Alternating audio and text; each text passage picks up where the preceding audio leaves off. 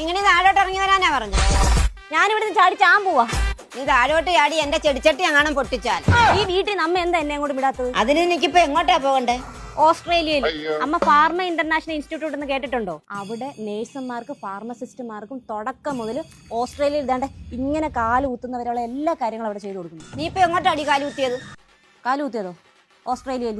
അതുകൊണ്ട് എനിക്ക് പാസ്പോർട്ടും വിസയും ഇല്ല, നേരിട്ട് അങ്ങ് പോകായിരുന്നു. സമ്മതിക്കൂല. അതിന് നീ നേഴ്സിംഗിലല്ലേ പഠിച്ചത്? പഠിച്ചിട്ടുണ്ട്. ആര്?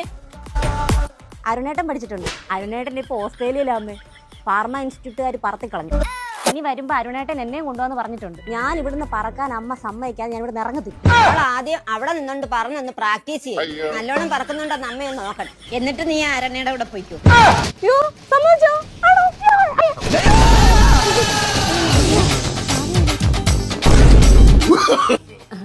ഞാനിവിടെ ഉണ്ട്.